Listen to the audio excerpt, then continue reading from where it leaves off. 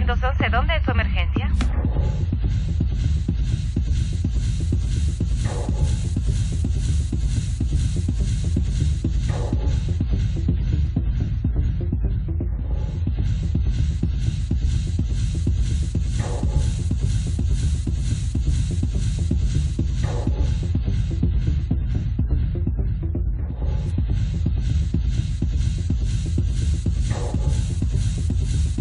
Bendiciones, hermanos.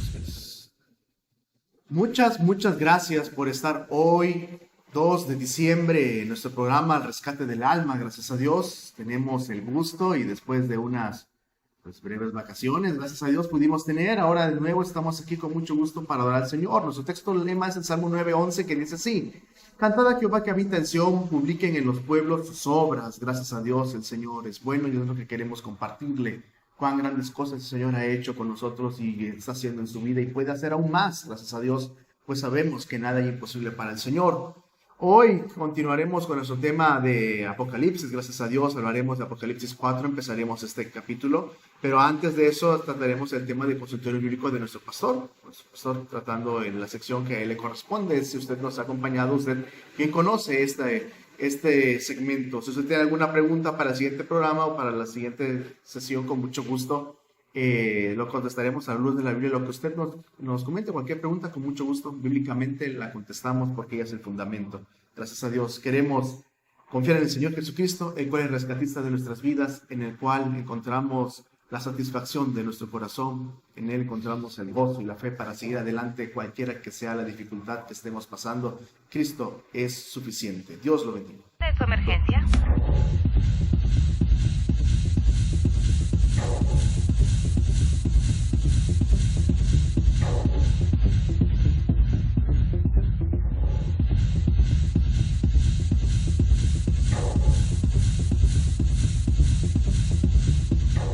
Es como siempre un honor y un privilegio servir al Señor Jesucristo y un gusto muy grande servirle a usted, que nos hace favor de sintonizarnos. Hoy quisiera regresar un poquito a las raíces. Quisiera hablar con usted de algo que para la gran mayoría ya está firme, pero es bueno recordar y pensar que habrá muchos, yo espero que muchos, en sintonía, que no sepan esto. Por ellos y por usted, con gusto, vuelvo a hablar de la Biblia. ¿Qué es la Biblia? Este libro sagrado, este libro que para los cristianos en estos 2000 años ha sido fuente de inspiración y de vida eterna. El Señor Jesucristo dijo que ellas, las Escrituras, son las que dan testimonio de Él, y a través de ella encontramos la vida eterna que está en Cristo Jesús. Lo primero que les digo es que la Biblia no es un libro, sino una biblioteca sagrada. Es el conjunto de 66 libros que están divididos en dos partes: 39 del Antiguo Testamento y 27 del Nuevo, que sumaron hacen un total de 66 libros. Hace casi 1900 años, con la revelación que el Señor Jesucristo dio a Juan, el Apocalipsis, allá en la isla de Patmos, se cerró, quisiera que se familiarizara con esa palabra, se cerró el canon bíblico. La palabra canon viene de una palabra que para los griegos y para los hebreos especialmente significaba caña o una regla para medir. Y yo recuerdo, ahora ya no los he visto, aunque en esas tiendas de telas todavía los usan, unas varas que le llaman metros, unas reglas, metro. Eso, con ese metro ya saben cuántos son 100 centímetros y así van midiendo. Era una caña. La caña tenía una medida más o menos de 45 centímetros y así medían ellos. Bueno, de ahí se toma esa palabra para significar la regla, el conjunto de libros que son reconocidos como divinamente inspirados. Eso es el canon bíblico, el conjunto de libros que reconocemos como palabra de Dios. Pero escúcheme, ni uno más. ni una palabra, ni una letra más. El canon bíblico se inicia con Génesis 1:1, escrito por Moisés, y termina en Apocalipsis 22:21, escrito por el apóstol Juan. Y este canon se cierra en el concilio, en una escuela, una institución de estudio que era Jamia en el antiguo Israel. Más o menos entre el año 70 y en el año 100 de nuestra era, ellos cerraron el canon bíblico del Antiguo Testamento. Y en el concilio de Cartago, ya en el 397 de nuestra era, se cierra el canon bíblico del Nuevo Testamento. Pero, ¿cómo es que se decidía qué libro era palabra de Dios y qué libro no? ¿Qué libro debía ser incluido en el canon bíblico y cuál debía ser rechazado? Bueno, habían varios requisitos. El fundamental es que fuera escrito por un líder grande de Israel, un legislador como Moisés, los 5 primeros libros, o un gran líder como el general militar Josué, o un profeta. Esto tenía que ser así. No cualquiera podía atreverse, que lo hacían, pero no cualquiera podía atreverse a pretender que sus escritos eran palabra de Dios. Tenían que llenar requisitos. Uno de esos era él. Alguien dirá, bueno, pero Marcos no fue apóstol. No, pero tenía ahí a Pedro. Tenía a Pedro a su lado. Lo guió mucho. Claro, el Espíritu Santo, pero Pedro. Lucas tampoco fue apóstol. Sin embargo, ahí estaba Pablo para servir a Dios con ese siervo que escribe el tercer evangelio. Además, la doctrina sana. Ningún libro que se aceptara en el canon bíblico debía contradecir a ningún otro. Tenían que encajar perfectamente por la sencilla razón, esto no lo pierdo de vista, de que son palabras divinamente inspiradas. El Espíritu Santo usó a estos hombres, a ni una mujer, por cierto, y no es porque fuera machista, sino porque él reconoce la autoridad del varón sobre la mujer. Y entonces, si el Espíritu Santo los guía, no pueden cometer error, no pueden decir mentiras, no pueden equivocarse. Además, debían tener aceptación general. No podía ser, por ejemplo, que la iglesia de Colosas aceptara unos libros, pero rechazara a otros, y los de Galacia, o unos sí, otros no, y ahí llevara una contradicción. Tenía que ser de aceptación general.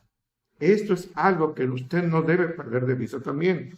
Y finalmente, el poder, fíjese, el poder dinámico de estos escritos.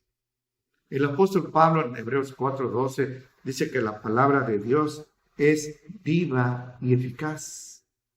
A Timoteo, en la segunda de Timoteo 3:16, le dice que es capaz de enseñarnos, de redarguirnos, de corregirnos.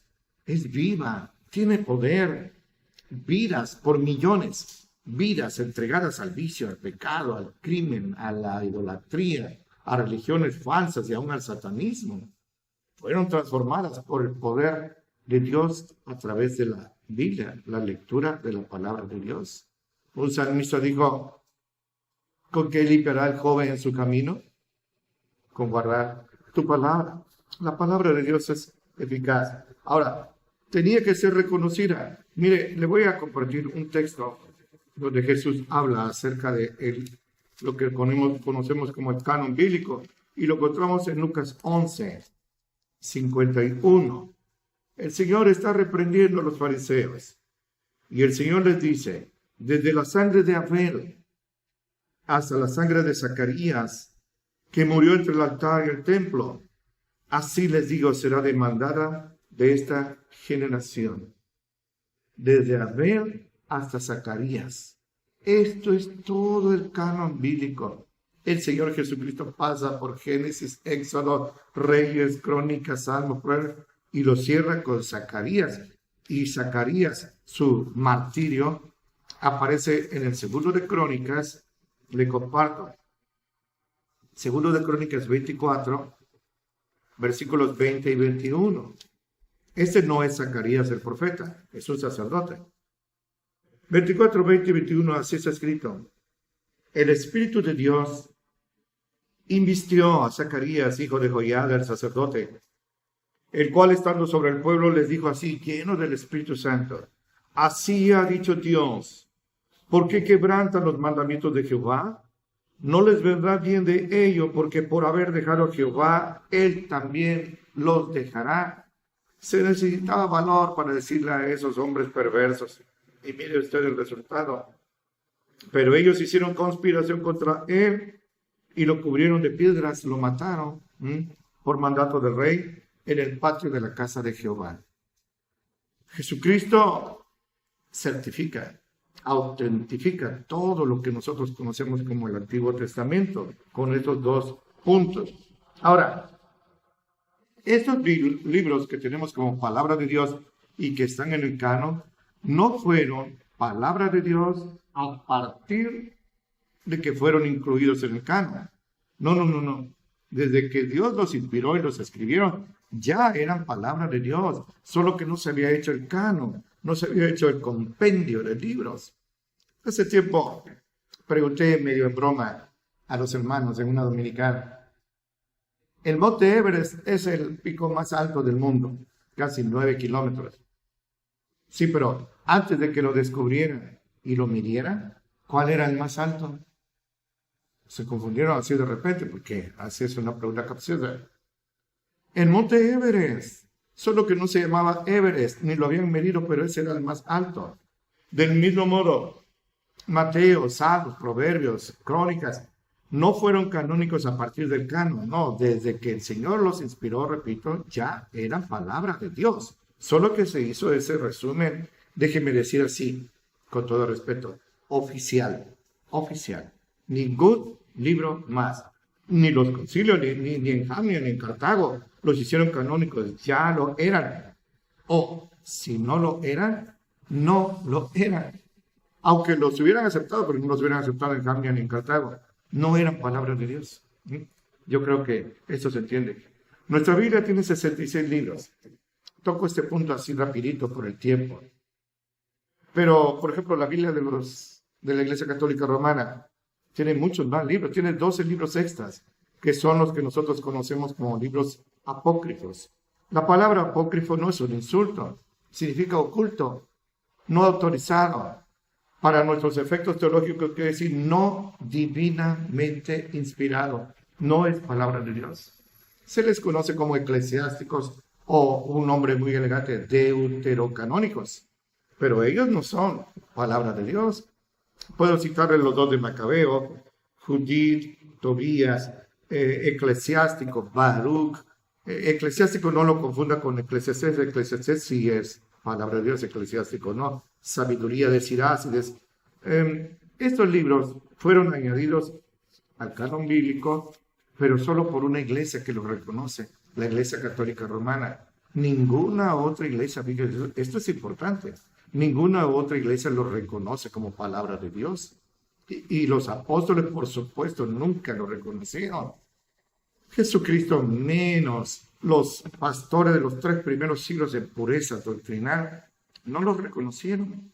Hasta el Concilio de Trento, que tuvo lugar hace apenas 4 siglos y medio, 1758, hasta entonces, 1548, los reconocieron. Ni ellos los reconocían. Y el Señor levantó a Martín Lutero y a otros reformadores como Calvino, como Knox, como Melanchthon, Zwinglio. Y ellos nunca, los reformadores nunca aceptaron esos libros apócrifos. La iglesia evangélica cristiana verdadera no los reconoce. Y lamento decir que por los motivos que no quiero ni siquiera saber, así, la Sociedad Bíblica Unida publicó, editó, imprimió una Biblia Reina Valera, fíjese, Reina Valera, incluyendo los libros apócrifos. Me imagino por qué lo hizo, pero ni lo quiero mencionar. Ahora, los originales bíblicos, aquellos en los que escribió Moisés, pues fueron escritos en papiros, en unas hojas, de unos juncos que crecían a los orillas de los lagos, los ríos, o en pergaminos, pieles de animales puros. Pero todos por el simple paso del tiempo, se fueron destruyendo. La simple oxidación los fue destruyendo. Es, por ejemplo, usted pone una manzana bonita y todo eso y la corta, qué bonita está, pero la deja ahí, el rato está negra, oscura, se oxidó, así se desvanecieron. Sin embargo, cuando existían, se hicieron copias por copistas escrupulosos, santos, déjeme usar esta palabra, ultra reverentes, súper respetuosos, que se bañaban antes de copiar, que constataban letra por letra, aunque se las subieran de memoria, letra por letra, todo lo que iban a transcribir, y así empezaron a circular copias fieles, fidedignas de los originales que, repito, hoy ya se destruyeron. Había un grupo que eran los tradicionalistas, se llamaban los masoretas, acostúmbrese esa palabra, los masoretas. Ellos tuvieron el gran servicio al Señor y a nosotros, por supuesto, de añadirles acentos y vocales, porque antes eran puras letras, y por la forma que estaban las letras, pues uno sabía lo que decía, aunque no estuvieran las vocales. Es como si pusiéramos ahora, refiriéndose a un país, MXC. A veces yo veo MX, punto. Yo sé que dice México. Pues los masoretas le pusieron acentos y vocales. En 1947, recién terminada la Segunda Guerra Mundial, en un lugar que se llama Qumran, ahí en una caverna, allí encontraron unas ánforas, unas vasijas con rollos del Antiguo Testamento. Se conocen así, los rollos del Mar Muerto en Qumran. Y ellos, pues no tenían por qué comprobarlo porque ya era palabra de Dios. Todos los libros del Antiguo Testamento, excepto Esther, aparecían allí íntegramente. Esto nos hace calificar y tener como confiables las copias que tenemos hoy día. Ellos eran, repito, muy respetuosos. Leía yo que vamos a decir, sus plumas, pero no eran plumas para escribir, sus varitas ahí para escribir el informe, ellos, si alguna se quebraba, si alguna se manchaba, si alguna hoja del pergamino o del papiro se manchaba, no la borraban y ahí se va, destruían todo lo que había escrito, lo destruían, lo quemaban y hacían de nuevo porque eran muy respetuosos. Siglos después surgieron los targumes, que era una paráfrasis, era una comparación más o menos en un habla más popular de lo que estaba en el Antiguo Testamento, en el idioma arameo, que es el que habló nuestro Señor Jesucristo. Para que entienda una paráfrasis, por ejemplo, si yo dijera, de tal manera amó Dios al mundo que ha dado a su Hijo unigénito, para que todo aquel que en él crea no se pierda, sino tenga vida eterna. Así lo tenemos en la Reina Valera. Una paráfrasis podría ser así, a la ligera lo digo. El Señor habló de una manera tan grande a la humanidad que entregó a su único Hijo para que todo aquel que ponga su confianza en Él no vaya a la condenación, sino que tenga vida eterna. Eso es una paráfrasis y eso lo hicieron los targumes. Hoy tenemos códices muy antiguos, el códice sinaítico, el Vaticano y el alejandrino sobre todo, y las versiones latinas, que es la Vulgata, que fue del hebreo al latín. Jerónimo hizo eso. La versión copta o egipcia de los 70, que se hizo por 70 sabios eruditos del Señor para copiar el Antiguo Testamento hebreo al griego. Se abrevia LXX, los 70. Y también tenemos la siríaca, que es la Peshita, en 3 idiomas, el hebreo y el arameo, que era el idioma de Jesús, y el griego, el Nuevo Testamento. Hebreo y arameo, el antiguo. Pero mire, qué sorprendente, la escribieron casi 1500 años, más de 40 autores, en 3 continentes, Europa, Asia, África. Esos autores no solo no se conocían, no se pusieron de acuerdo para escribir y que coincidieran, porque por ejemplo Moisés y Juan vivieron con miles de años de diferencia y además con miles de kilómetros de distancia. ¿Cómo es que no se contradijeron en nada? Porque esto comprueba una vez más, lo digo, que la Biblia no es palabra de hombres, sino palabra de Dios. casi 1500, 1600 años de números cerrados por 40 autores. Ahora, le digo algo, y creo que, bueno, quién sabe, si me da tiempo. Hay una palabra griega, familiarícese con ella. Theopneustos. Theopneustos. Bueno, Jonathan hace favor de escribir aquí, ahí le va a poner esa palabra. Theopneustos significa esto. Soplada, inspirada por Dios. Dios fue el que inspiró, el que sopló a estos hombres santos de Dios para escribir la palabra de Dios, no lo que a ellos se les ocurría. Le comparto. 2 Timoteo 3, 16 y 17. Así es escrito. Toda escritura tiene E mayúscula. Es inspirada divinamente, eso es Theopneustos.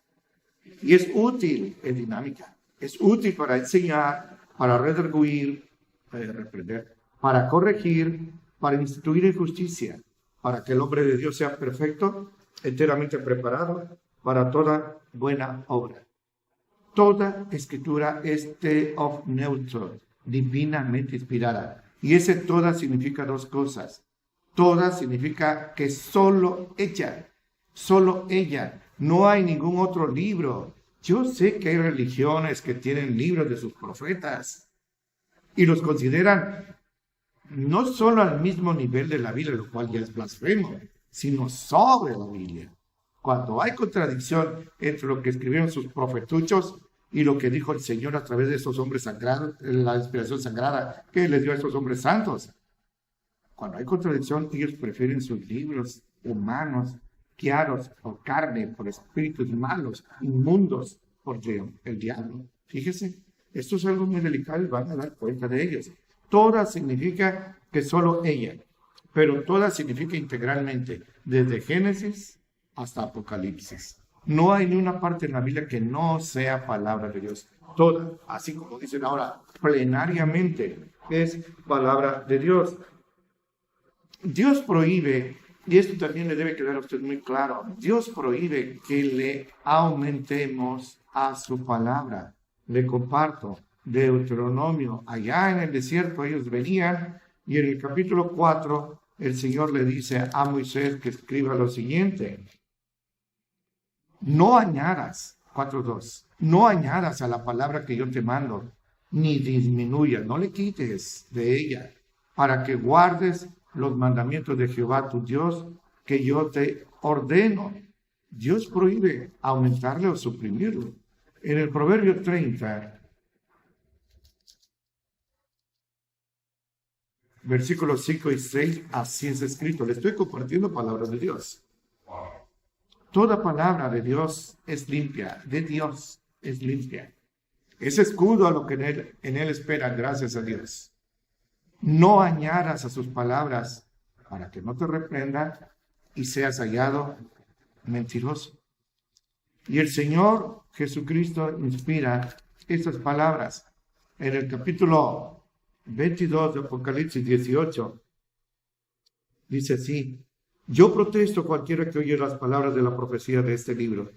Si alguno añade a estas cosas, Dios pondrá sobre él las plagas que están escritas en este libro. Imagínense qué terrible.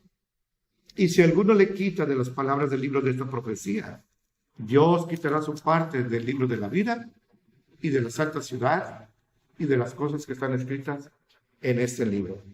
¿Qué le parece? Dios muy severamente condena a quien añada o le suprima. Y repito, hay religiones que no tienen una palabra más, tienen libros. ¿Para qué se los menciono? Pero si usted me llama, con gusto se los diré en privado. No, solo por el tiempo, ¿eh? Ahora, no aceptamos profetas nuevos, ni revelaciones nuevas, ni otros libros, ni apóstoles. Y finalmente le digo algo. La Biblia originalmente fue escrita, como decimos popularmente, de corridito. No habían capítulos, no habían versículos. Fíjese usted que gran bendición es para nosotros que la Biblia esté dividida en capítulos y en versículos. Si de por sí, lamentablemente, no se lee casi la Biblia, imagínense si fuera de corrido. Pero Dios usó 2 hombres, Esteban Langton, que llegó a ser arzobispo de Canterbury. Este hombre en el año 1227 dividió la Biblia en capítulos, así como usted la conoce, en capítulos. Si antes decía alguien, oye, lee Isaías 53, ¿qué? No sabían que era 53. Para nosotros es el capítulo 53. Ellos de corridito y tenían que ser expertos, muy diestros en el conocimiento de la Biblia. Si yo digo, por ejemplo, Jehová echó en el Señor el pecado de todo el mundo, uno piensa Isaías 53:6. No, pero en aquella época había que ser experto para saber de qué estaba uno hablando. Y en el 1555, Roberto Stephanos, un impresor inglés, la dividió en versículos tal como la tenemos ahora. Fíjese que, como decían los clásicos, se me quedó mucha información en el tintero. Ya habrá oportunidad, Dios la va a conceder, si así es su voluntad, para que yo siga compartiendo con usted con mucho gusto esto que hoy he hecho para la gloria de Dios y la edificación de ustedes. Muchas gracias y que Dios lo bendiga mucho. 911, ¿dónde es su emergencia?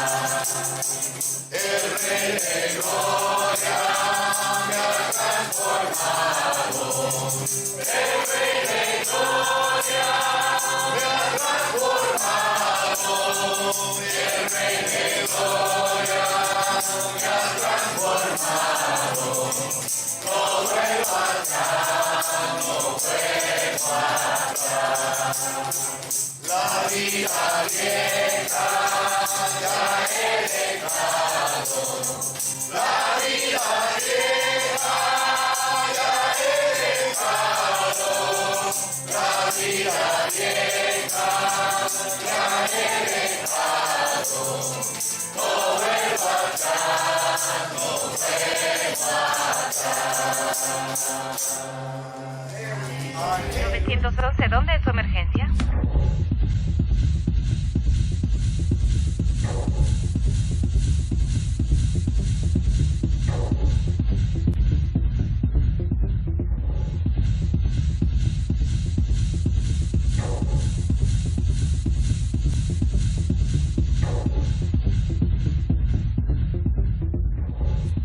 Gloria a Dios. Gracias, muchas gracias por compartirnos la primera parte del programa. Gracias por invitarme. Que el Señor nos ayude siempre a apreciar y valorar la joya de las joyas. Hablando materialmente, es la Biblia. Libro de los libros. En nuestro corazón, gracias a Dios. Tenemos ahora la bendición de poder continuar con el estudio de Apocalipsis. Hemos hablado hace 2 semanas, concluimos con el tema del rapto, gracias a Dios. Que tuvimos así, creo que fueron 4 programas, gracias a Dios. Gracias a Dios. Hacerlo profundo, diferenciándolo de la venida del Señor. Pero queremos continuar con Apocalipsis 4 y le vamos a explicar por qué no habíamos entrado a Apocalipsis 4 todavía. Porque en el capítulo 3 aún hablaba de la Odisea, y en el capítulo 4 ya no se menciona la iglesia. Ya no se menciona. Es más, la imagen, lo que ve el apóstol Juan, ya es en el cielo, lo que él está viendo. Entonces se prepara en Apocalipsis 4 para los sucesos de la gran tribulación. Pero antes, el apóstol ve, un ángel lo lleva y le muestra lo que hay en el cielo, la gloria de Dios, una visión, gracias a Dios. Todo Apocalipsis es una visión que se cumple en lo que va a suceder después. Creemos que así va a ser. La victoria del Rey de Reyes se escribe con B de venganza divina en Armagedón. Y la segunda venida de Cristo es tan cierta como la primera. Creemos que Cristo vino en Belén y murió por nosotros, vivió 33 años en esta tierra, pero el tercer día resucitó, gracias a Dios, después de haber muerto. Bueno, lo creemos, la historia lo avala, los documentos lo avalan. Por más mentiras que se han inventado, han caído por su propio peso, gracias a Dios. Empezando por los mismos fariseos y los mismos corruptos que estaban ahí, cayeron, gracias a Dios, porque el Señor se mostró y era innegable decir que Cristo había resucitado. La gente decía, sí, lo vimos, más de 500 personas en una vez. Gloria a Dios, y se sigue manifestando Jesucristo hasta el día de hoy. Y es por eso que tenemos esta dicha. Ahora empezaremos a leer el capítulo 4, pero no sé si quieres decir algo antes de empezar este capítulo. Bueno, sí, algo preliminar, hijo, si me permites. Lucas dice que el Señor se manifestó resucitado con pruebas indubitables. Capítulo 1 de Lucas, de Hechos. Indubitables quiere decir indudable, no se podían contradecir, no se podía, si lo vieron, lo tocaron, hablaron con él, comieron con él. Y como dices bien, en 1 Corintios 15 dice que 500 hermanos juntos lo vieron. Esto no fue una psicosis colectiva, no, fue la revelación de la resurrección del Señor. Y regresando a la vez pasada, dije que un matrimonio que había estado con nosotros y se fue a otra iglesia con un profeta, vino a tratar de discutir el tema de si la iglesia va a ir a la gran tribulación o no. Nosotros tenemos una posición en Ágape que es pretribulacionista. Creemos que el arrebatamiento va a ser antes de la gran tribulación. Pero no quise entrar en discusión, era ocioso, era perder el tiempo. Sin embargo, les digo algo. Se molestaron mucho y yo les estoy llamando a no discutir ese tema. No tenemos que enojarnos. Salimos casi enemistades y hasta hicieron algo. Si no fuera tan serio sería ridículo, risible. Salieron de la oficinita y se sacudieron los zapatos para quitarse la maldición de un polvo inmundo. No. Eso es... Bueno, si no fuera serio sería ridículo. No caigan en eso. Si usted va a hablar con alguien para hablar de esto, que cada quien defienda su posición y no discutan, y de ahí abrácense, cómanse unas empanadas juntos y sigan siendo amigos y hermanos, porque vamos a estar en el reino celestial antes o después de la gran tribulación, nos va a llevar el Señor. ¿Somos de él? Bueno, disculpen, En 4.1 de Apocalipsis así está escrito. Después de estas cosas, miré y he aquí una puerta abierta en el cielo. Y la primera voz que oí era como de trompeta que hablaba conmigo y dijo así: sube acá y yo te mostraré las cosas que han de ser después de estas. Después del rapto de la iglesia, Claro. se inicia la gran tribulación que corresponde a la semana 70 de Daniel 9:27. La gran tribulación, 7 años de gran tribulación con el anticristo al frente, tomando el control tiránico de todo el mundo.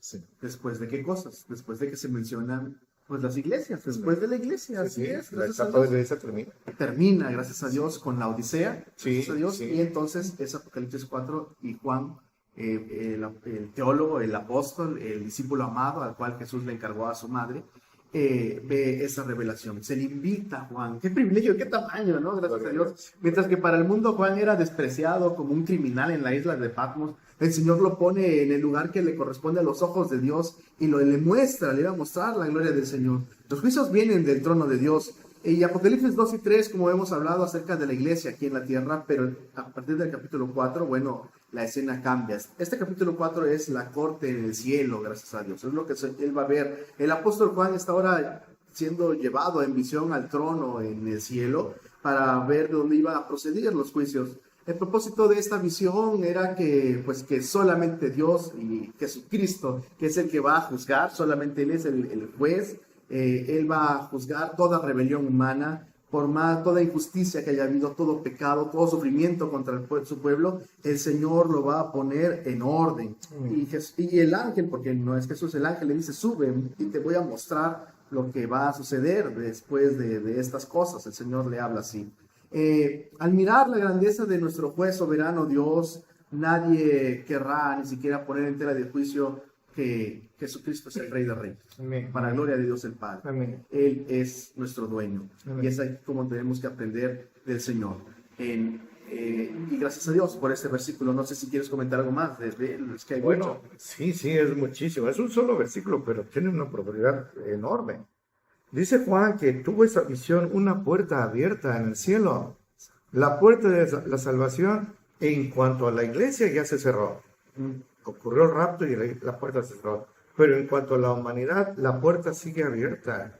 Todo aquel que quiera entrar va a entrar. No hay otra manera, ni por la ley, ni por quien usted diga, Buda, vamos aquí, María, quien usted diga, no, solo por Jesucristo.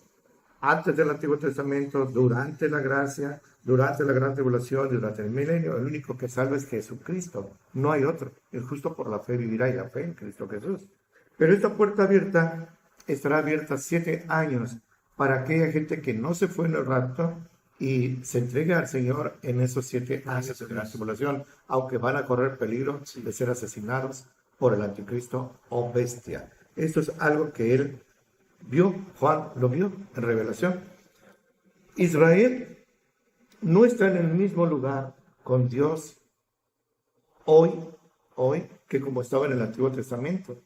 Israel desechó al Mesías. El Señor Jesucristo, Él mismo vino a las ovejas perdidas de Israel, pero ellos le gritaron a Pilato, crucifícalo, lo desecharon. Pablo decía, yo primero voy a los judíos y como ellos rechazan, me voy a los gentiles, pero ya estoy limpio de la sangre de ellos. Era necesario que los predicara. El lugar que tenía Israel en el corazón de Dios, en el Antiguo Testamento, lo tiene ahora la iglesia.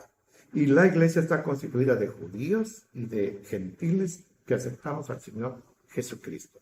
De ambos pueblos, dice Pablo en Efesios 2, de ambos pueblos el Señor hizo uno. ¿Cuáles son ambos pueblos? Los judíos y los gentiles. Uno solo, la iglesia. Juan 10 dice Jesús, otras ovejas. Sí, nosotros. Gracias a Dios, la iglesia, gracias a Dios. Amén. Qué precioso. Amén. Esta palabra de la puerta que se le muestra aquí al apóstol, bueno, en Apocalipsis van 3 veces que se menciona la palabra puerta. La primera vez es en Apocalipsis 3:8 cuando se habla hacia Filadelfia, y lo leo que dice así.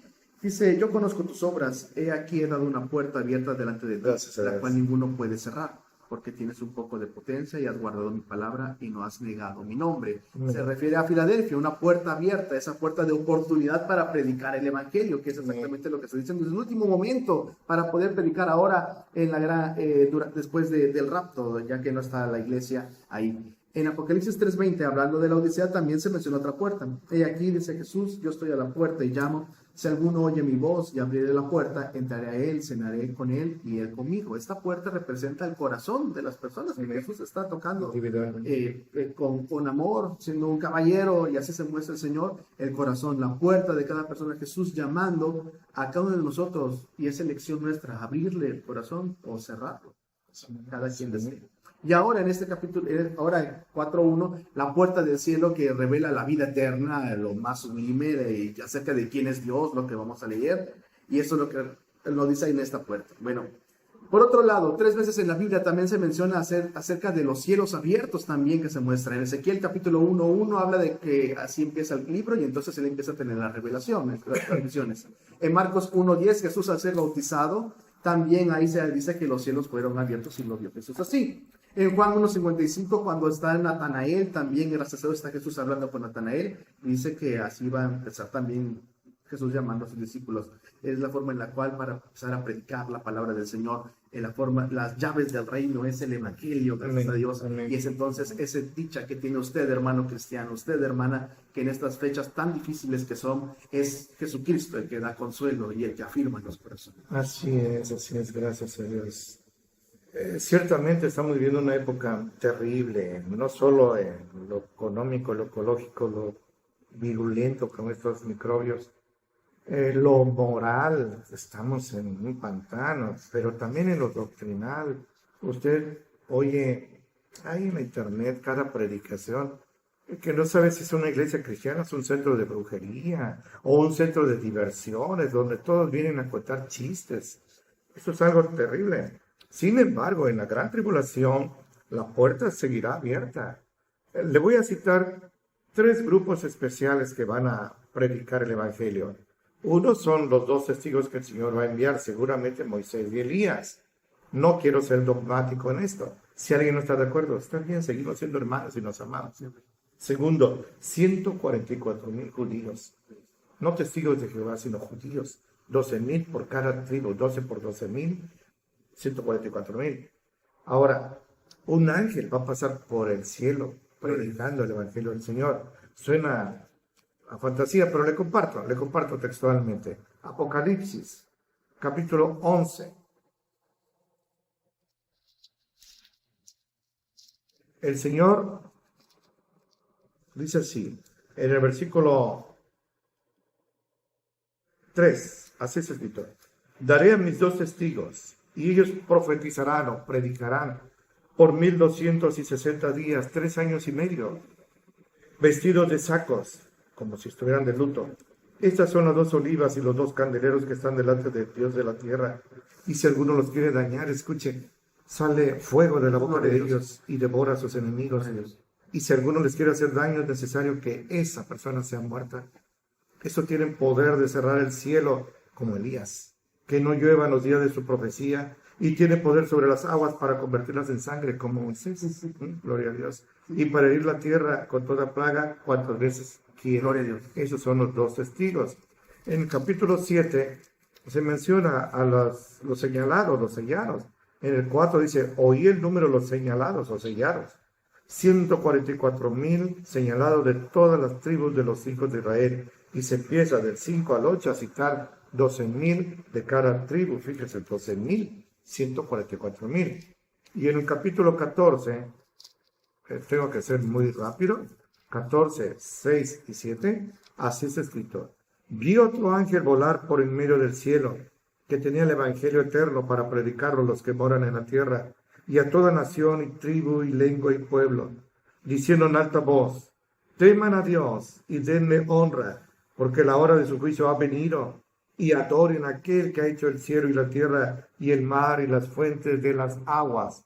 Nadie va a poder decir, no oí que me predicaran, no me hablaron del Señor. Todos, hasta un ángel va a pasar así. Y va a haber millones, así millones de convertidos en la gran tribulación. Y millones serán asesinados por la bestia por no adorarlo, pero millones también se van a salvar para entrar a tiempo por la batalla de Armagedón al milenio de paz. Amén.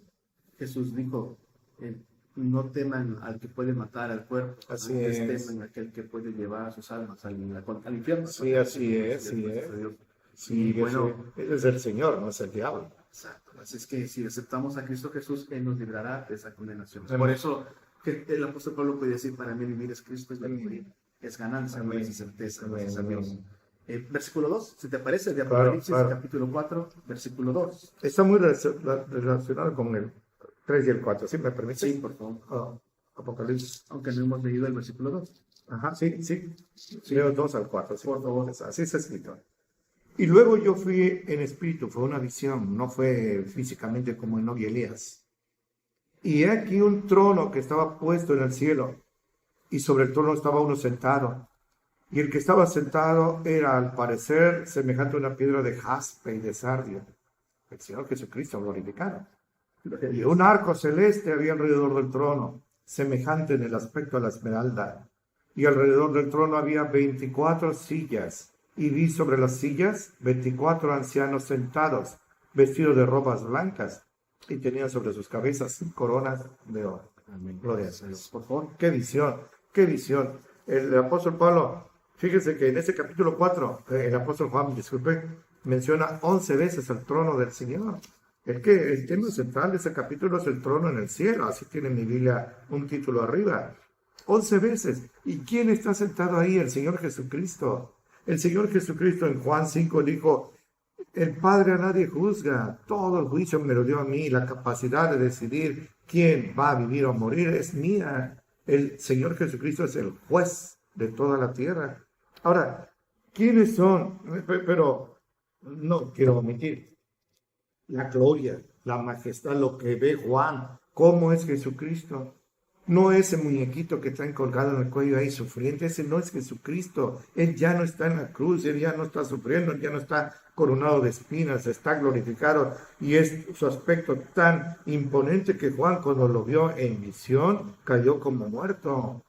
Este es el Jesucristo glorificado que va a venir, no para ser escupido, despreciado, pisoteado y crucificado, sino para hollar con ira, como en un lagar de la ira del furor del Señor, a todos aquellos que le hayan rechazado. Mira, eso es terrible. Pero dice, vi 24 ancianos sentados sobre 24 sillas, no tronos, sino sillas. ¿Quiénes son estos? Bueno, vamos a decir quiénes no son. Israel no es. Porque Israel rechazó al Señor Jesucristo y lo crucificó. A los suyos vino y los suyos no lo recibieron, dice Juan. Israel, que toda la plenitud de Israel se va a convertir al Señor en la gran tribulación y será salvo, todavía no lo es en este momento. No ha sido glorificada, no ha sido santificada, no ha sido coronada. No es Israel. Los gentiles de la gran tribulación, los que se quedaron en el rapto, tampoco son porque todavía están vivos en la gran tribulación. Entonces, ¿quiénes son? Ángeles no pueden ser. Necesariamente es la iglesia. Dios en su soberanía perfecta, sin hacer preferencias, discriminaciones, favoritismos, va a señalar a 24 personas que van a ser los representantes de toda la iglesia y ellos se van a sentar en esas 24 sillas. Pero note, traen coronas en sus cabezas. Están glorificados. ¿Dónde recibieron esas coronas? En el tribunal de Cristo, que se llevó a cabo en el cielo después del rapto, en el cual cada uno fue galardonado por su servicio al Señor Jesucristo cuando ya se habían convertido. Esas coronas son sus preseas, sus recompensas que ahora traen ellos con mucho orgullo. Gloria a Dios. Las coronas del tribunal de Cristo son para la iglesia, ¿no? Bien, amén, No son sí. para los santos salvados del Antiguo Testamento. No, los judíos no. Tenemos que tener en cuenta que lo que está viendo el apóstol Juan en este capítulo 4 es lo que va a suceder después. No es lo que él estaba pasando en ese momento, No. ni lo que estamos viviendo ahorita. No, sino que es lo que va a suceder después de una vez que empiece la gran tribulación. Así es. Una vez que... El arrebatamiento. Así es, por eso aún Israel no puede ser, porque no ha sido salvo, no ha sido redimido. No. Los 12 Vea patriarcas. usted cómo está Israel hoy. Sí, Sí. los 12 patriarcas, por ejemplo, pensamos en José, el más grande, Judá, que intercede por él, pero Rubén con su pecado, Simeón y Leví con su pecado, con el caso de Lea y las situaciones que habían pasado. Bueno, no es así, pero sí representan los siervos del Señor que alaban a Dios.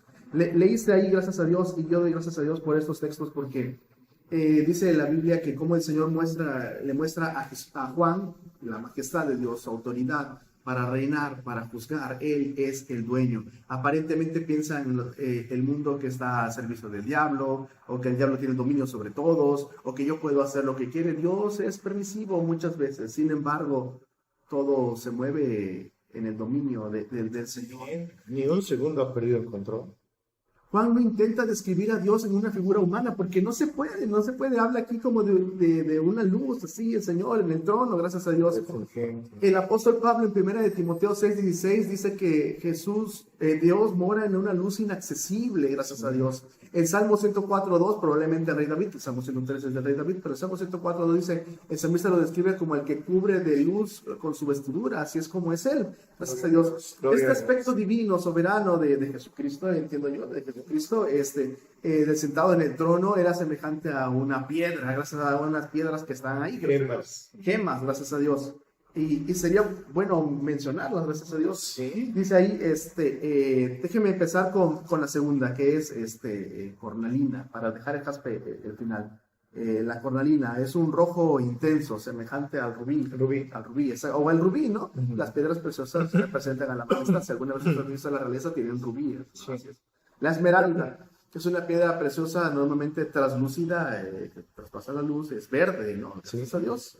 Y el jaspe, hoy la conocemos como algo opaco, pero para aquel entonces, aquel mundo antiguo, era parecido a un cristal translúcido que al pasar su luz refulgente así deslumbraba. Y el diamante era lo que representaba, o algo así. Bueno, Sí. la visión de Juan, lo que veía él, era como un destello del diamante, de la luz que traspasaba, del diamante, traspasando la luz hacia él. Era un destello grande el que estaba pasando el apóstol Juan, gracias a Dios.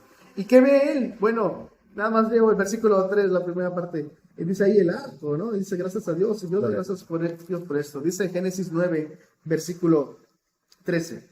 Cuando es el diluvio, sale Noé, sus 7 familiares del arca, dice, mi arco pondré en las nubes, el cual será por señal de convenio entre mí y la tierra. Y será que cuando haré venir nubes sobre la tierra, se dejará ver entonces mi arco en las nubes. Y me acordaré del pacto mío que hay entre mí y ustedes y todo alma viviente de toda carne. Y no serán más las aguas por diluvio para destruir toda carne. Y estará el arco en las nubes y verlo para acordarme del pacto perfecto entre Dios y toda alma viviente con toda carne que hay sobre la tierra. Ese es el pacto de Dios. Nunca más destruir con diluvio. Mucho que decir de este arco, pero por razón del tiempo. Yo, si quieres, primero, es un símbolo de Dios, es el arco del Señor, es un símbolo de la santo, de la misericordia del Señor, gracias a Dios, de la misericordia del Señor. Está justamente en el trono del Señor porque el Señor es misericordioso, siendo tan grande, majestuoso, lo sublime de lo sublime, el Rey de Reyes. Él se acuerda de nosotros y nos tiene misericordia. Cada vez que usted vea ese arco en el cielo, debemos de recordar que en Dios hay misericordia. No nada más se tome una foto con él, recuerde que en Dios hay misericordia. Es cierto, hay mucha gente inundada, hay muchos países en desgracia, sin embargo no tenemos idea de lo que ha de haber sido este diluvio global. Tenemos que ser agradecidos con el Señor y poder apoyar en lo que podamos, pero sobre todo poner nuestro corazón a la búsqueda de Dios, porque en Él hay misericordia. Pero hay mucho más que decir del arco. Para siempre. Asquerosamente, el arco iris se ha usado para un movimiento sexual, homosexual. Cuando digo homosexual, estoy diciendo un movimiento de pervertidos, de gente a quien Dios llama abominables. Sí. No tengo por qué diluir, velar la palabra de Dios. Dios le llama abominables y los va a condenar al lago de fuego y azufre que arde eternamente, que es la muerte segunda, a menos, como ha sucedido, gracias a Dios, que se arrepientan. Pero el arco iris para nosotros es sagrado. Para ellos es símbolo de identificación de algo que es perverso, y esto es sencillamente porque blasfeman y las cosas sagradas de Dios las toman como basura. Dios los va a llamar a cuenta. Dios los va a llamar a cuenta sobre esto.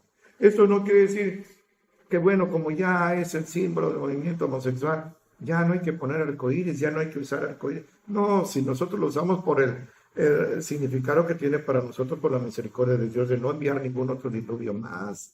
Cada vez que vemos el arco así, nosotros no tenemos idea de esto, pero la gente que está ahorita en Tabasco, en Chiapas, en Oaxaca, en partes de Veracruz sufriendo así, pueden pensar, ¿será esto otro diluvio? Nosotros en Coatzacoalcos somos tan bendecidos que no. Será esto otro diluvio, pero les recuerda, no, el Señor envió un arco de que nunca más va a haber otro diluvio. Y esta lluvia, con toda la calamidad que trae, va a cesar. Vamos a regresar a la normalidad. El arco iris es sagrado, es el Señor.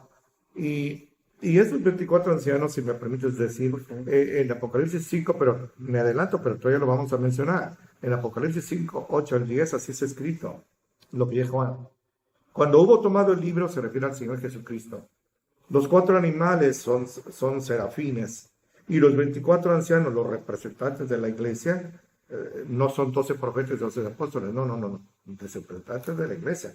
Se postraron delante del Cordero, teniendo cada uno arpas y copas de oro llenas de perfume, que son las oraciones de los santos.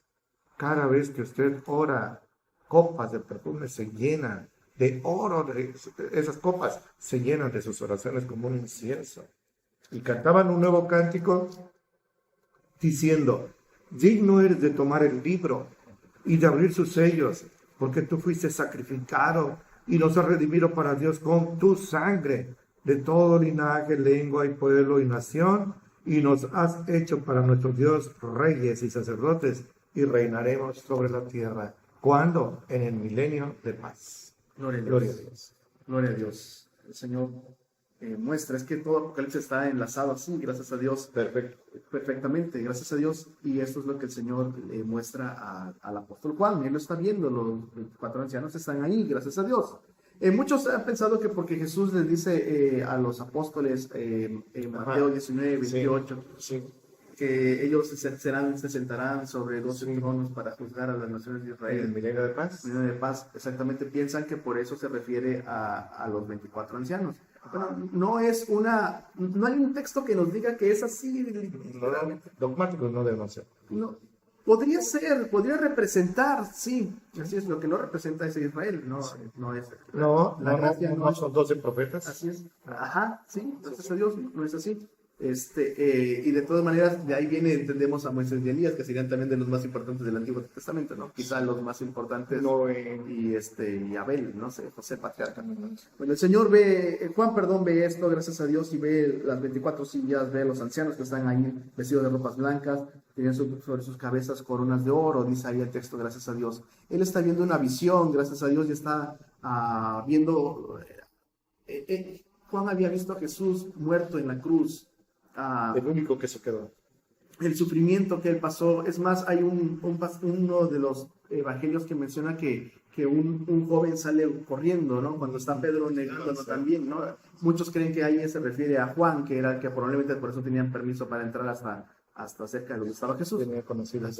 Ahora lo vi a Jesús resucitado, pero ahora lo ve en gloria, gracias a Dios. Gloria a Dios. Y eso le da fuerza al apóstol Juan para seguir adelante y seguir en su fe en el Señor al cual que ha vivido, al cual ha servido hasta la muerte. Y gracias a Dios el Señor lo sostiene así, gracias a Dios. Esta bendición de poseer estas coronas, dice Apocalipsis 2:10, dice Jesús a Esmirna: no tengas ningún temor de las cosas que has de padecer. He aquí el diablo ha de enviar a algunos de vosotros a la cárcel para que seáis probados como a Juan, y tendréis tribulación por 10 días, pero sé fiel hasta la muerte, y yo te daré la corona de la vida. Este punto de ser fiel hasta la muerte se refiere a dos cosas. Uno, o a dar su vida por el Señor en alguna persecución, o alguien que en la paz muere siendo cristiano. Y también en paz hasta la muerte, hasta el último momento. Se fue fiel al Señor, honró al Señor, aún como David, aunque es en la ley, en su cama adoraba a Dios, siendo un anciano, adoraba a Dios. Así muchos han entregado al Señor su corazón y el Señor les ha dado la vida eterna. También el apóstol Juan así murió. Sí, gracias a Dios, gracias a Dios. Creo que van 28 minutos. Gracias a Dios. Así es que, ¿qué te parece si cerramos con algún comentario? Con dolor, no, nada. Y cerramos con un comentario más y terminamos. Por favor, te cedo la palabra. Gracias, muchas gracias. Bueno, el apóstol Juan y el apóstol Pablo hablan de estas cosas que son ciertísimas, así con ese adjetivo, con esa palabra tan superlativa, ciertísimas, no solo ciertas, son ciertísimas. Lo vieron, lo tocaron, lo oyeron, palparon sus manos. El apóstol Pablo dice que para él el vivir era Cristo y el morir era ganancia, y para estos apóstoles también podían haber firmado la misma frase. Esos hombres dieron su vida por el Señor, estaban dispuestos. Juan fue el único que no sufrió martirio y murió de anciano, muy lastimado, lo quisieron matar, pero el Señor lo libró. Pero él, si hubiera sido necesario dar la vida, lo hubiera dado, por eso fue el único que se quedó al pie de la cruz cuando Jesús estaba agonizando y muriendo allí. Pero la frase es la misma: sea usted fiel hasta la muerte, venga lo que venga. A pesar de los problemas, de la carestía, de la criminalidad, de la violencia, de la inmoralidad, de las distorsiones doctrinales y del virus, de lo que venga, a pesar de todos los pesares, sea usted fiel hasta la muerte y el Señor le va a dar la corona de la vida. Jesucristo dijo: aquel que persevere hasta el fin, ese será salvo. Sea usted. Amén. Gracias a Dios. Y así llegamos hoy hasta el versículo 4. Gracias a Dios. Una gran bendición. Si Dios permite, el próximo miércoles estaremos transmitiendo de nuevo para continuar mucho gusto. Apocalipsis. Dios lo bendiga. Amén. Gracias. 911, ¿dónde es su emergencia?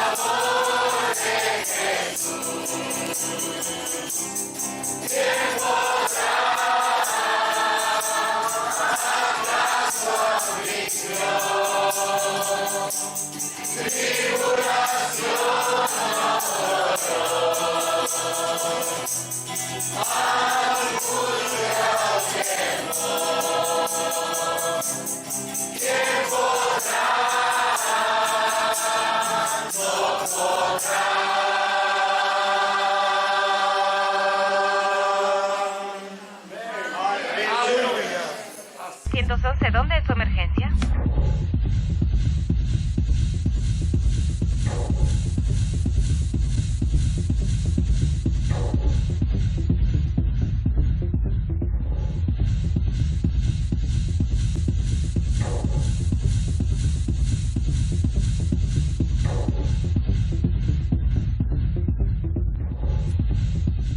Vamos a hacer una oración y a buscar al Señor. Amén. Padre, de una manera que no nos imaginamos ni que íbamos a llegar, ni cómo íbamos a llegar, estamos iniciando diciembre, Señor. Gracias a ti nada más. Gracias a ti. Señor, estamos conscientes de que muchos, de una manera que no sabemos cuántos, ya no están con nosotros. Pero Señor, te rogamos que aceptes nuestra gratitud, que podamos nosotros ofrendar nuestro corazón a ti siempre, Señor, humillarlo delante de ti, arrodillarnos delante de ti, porque nos has bendecido abundantemente, inmerecidamente. Señor, yo te ruego en el nombre de Jesús que tantas personas que hoy están sufriendo, tú les envíes el auxilio material, pero sobre todo la salvación en Cristo Jesús. Porque ahí en esos pueblos que vemos de unas escenas tan tristes y dolorosas, hay pueblo tuyo, hay hermanos nuestros, hay iglesias, hay templos cristianos inundados. Señor, socórrelos conforme a tu misericordia y tu infinito poder. En el nombre de Jesucristo te lo rogamos. Gracias a Dios. Así como estamos llegando a la parte final de nuestro primer programa de diciembre, gracias a Dios, así empezamos. Gracias, Señor. Gracias, Señor. Es bueno. Queremos invitarlo a nuestros cultos domingo, el primer día de la semana, el día que Jesús resucitó, a las 6 de la tarde en la transmisión en vivo donde predica nuestro pastor. Gracias a Dios. Los miércoles estamos en la catedral a las 9 de la mañana. También los domingos en la mañana estamos transmitiendo una especie de escuela dominical para niños, gracias a Dios, el hermano Roberto Betanzos. Gracias a Dios, Dios bendiga, hermano. Amén. También a las 10 de la mañana y con mucho gusto vamos a ver cómo se los vamos a hacer llegar a usted. Amén. Los jueves tenemos la bendición, gracias a Dios, del culto en donde nos predicamos, gracias a Dios, a las 7 de la tarde en horario normal. y los sábados tenemos las bendiciones. Sí, gracias, hijo. En el diario del Istmo acabamos de cumplir 27 años ahí. La columna se llama Aguas de Reposo, aparece en sociales, léala, le va a edificar. Y también en el radio, también cumplimos 27 años al abrigo del Altísimo los sábados a las 7 de la mañana por Exa FM 101.7. Gracias a Dios. Gracias a Dios. Tengo un anhelo y con la ayuda del Señor estamos rogando a Dios que se pueda lograr. El Rescate del Alma va a tener una extensión, un brazo, si me deja decirlo así. Queremos hacer una revista mensual durante un año, una al mes, con temas dedicados para nuestro corazón, para fortalecernos, para poder edificarnos y compartir la palabra del Señor. Queremos así hacer nuestros temas para acercarnos más y que tenga una actividad para los niños en medio, pero para los adultos, por supuesto, todo lo demás del folleto. Para usted, con la ayuda del Señor. Si Dios permite, la próxima semana tendremos aquí la presentación oficial con la ayuda del Señor. Amén. Y pues, para la gloria del Señor, si el Señor lo permite, así serviremos a Dios. Amén. Estamos llegando al final de nuestro programa número 297. Gracias. Aleluya. 297. Gloria a Dios. El Señor es Gloria a bueno, Dios. gracias a Dios. Amén. Doy gracias a Dios por su vida, hermano José Luis. Doy gracias a Dios porque el Señor le da sabiduría y puede realizar Amén. todo. Dios Créeme te que hay un montón de ruido y cuando lo transmite el hermano no se escucha nada de eso. Gracias, hermano. Gracias Dios lo a bendiga a Dios. usted y a su familia. Amén. Esa es de gran bendición. Amén. Gracias, hermanos, por sus palabras de aliento. Ágape, sus oraciones no son en vano, son de bendición, vitamina espiritual para Sí, nosotros. sí. Queremos agradecerles mucho el cariño con el cual nos tratan. Gracias, hermanos. A usted que nos acompaña por primera o por segunda vez, sepa que nada es imposible para el Señor. Amén. Este mensaje es para usted, para Amén. su familia, porque lo hemos vivido. No le predicamos algo que no haya sido nuestro, sino lo que hemos vivido, tocante al verbo de vida. De eso es lo que queremos predicar. Amén. en Cristo Jesús. Solamente. Vamos a despedirnos con un texto. Amén, Señor, amén, por claro que sí. Son las palabras divinamente inspiradas del rey David, que en el Salmo 145, versículo 18, dijo esto. Es una verdad que él comprobó, pero que lo invito a que usted la compruebe. Así es escrito. Cercano está Jehová a todos los que le invoquen, a todos los que le invocan, de veras. Invóquelo de veras, porque Él está a menos de 1 milímetro espiritual de usted, tan cerca como el aire que está usted respirando. Ahí está el Señor. Invóquelo y Él acudirá en su auxilio. Gracias a Dios. Gracias por estar de nuevo aquí. Gracias a Gracias Dios. por invitarme. Somos el pastor. Sedas para servirles. Mi nombre es Jonathan y le decimos que el regalo de Dios para usted es la vida eterna si se aferra a Jesucristo. Amén. En Amén. Jesucristo está la bendición que dura más allá del cielo. Aleluya. Aleluya. Dios lo bendiga. Amén.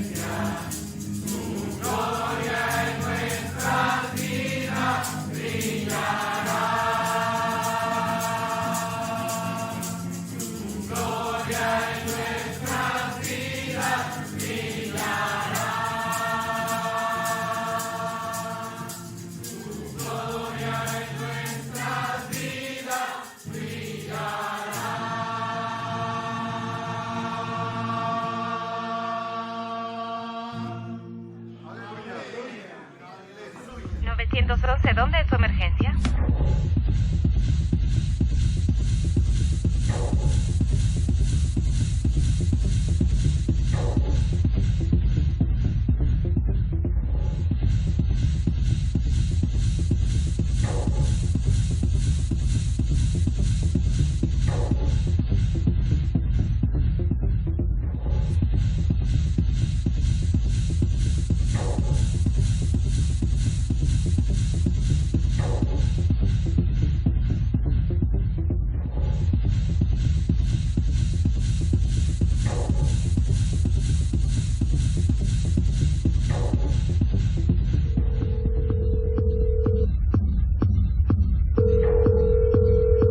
¿911, dónde es su emergencia?